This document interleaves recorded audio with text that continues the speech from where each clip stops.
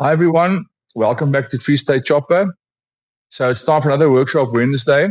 Last week we missed it. I just had too much going on and I just couldn't get to it. So I apologize for that.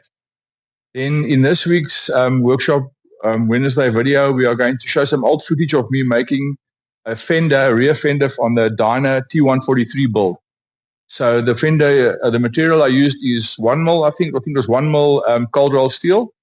So we'll edit it all and add in some still photos, and I'll do a voiceover, and you can have a look at it. We hope everyone enjoys it. Thanks. Okay, so yeah, I've just taken the piece of cold roll that I cut to the to more or less the size, and I just put it through the slip roll to get the radius of the wheel.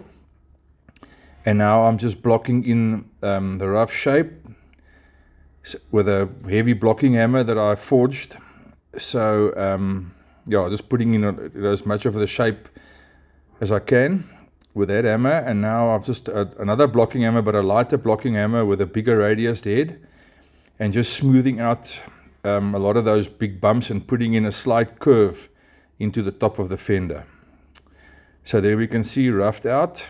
Now I'm starting to wheel it on the English wheel with a bottom radius die wheel more or less as close to the curve of the fender as I need. So this is a bit of rough work. Yeah, it's a bit heavy on the arms and the wheel. And there, okay, so now most of that's out. And now I'm starting to just smooth out the sides of the fender, and I'm going to start putting in a curve into the top of the fender to round the top of the fender off.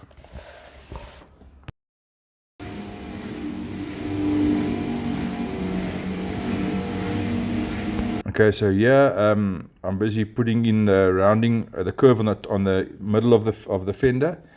So this takes a while, the wheel's putting in the curve, and I'm trying to keep the passes as close together as possible to keep the fender as smooth as possible and the shape as uniform as possible.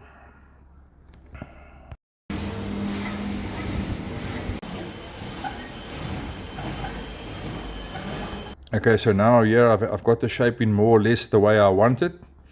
And now I'm just basically planishing it with very light pressure on the wheel to get all the bumps and all the irregularities out and get the fender as smooth as possible before I cut it to its final size, and then weld it into place, or tack it into place first and then weld it into place.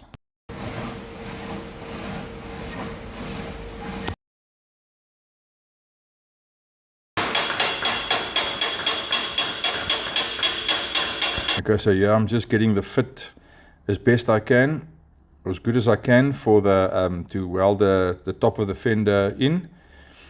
The better you make the fit, the better the weld comes out, the better everything comes out. So yeah, it's a bit of hammer and dolly work, yeah. And then yeah, some still photos of getting the top piece of the fender tacked into position. There it's all tacked up. Some more still photos of me tacking it into place. And then yeah, doing the final finish weld. So also try and do the weld start to finish as quickly, as smoothly as possible, as few as possible stops and starts. Getting it all welded in. And then once that's done, I'll file off the top of the weld as much as possible and start planishing it. So there we go, it's all welded in. There the planishing starts. Alright, so yeah, I'm making the pattern for the bump part of the fender, and then I'll put it into steel, and here it's in steel already, and then I am planishing it and getting it all the transitions as nice as I can get them before I tack it into the fender and then weld it in final. So here it's all welded in, and now I will start filing all the welds down. And then after the welds are all down, the outside of the welds, the inside welds I'll leave in place.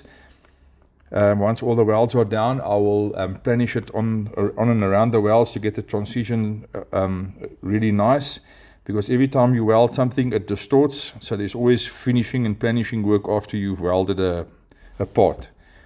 So this is just rough welding with a normal double cut bastard file to get the welds done as fast as possible. And then from that I'll go to a single cut file, and then after that I'll go to a hand sanding block, and then a DA sander.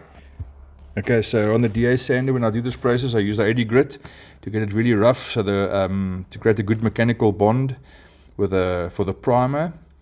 And then yeah, that's basically it. So I hope everyone enjoyed the video, and thanks for watching, and have a great day.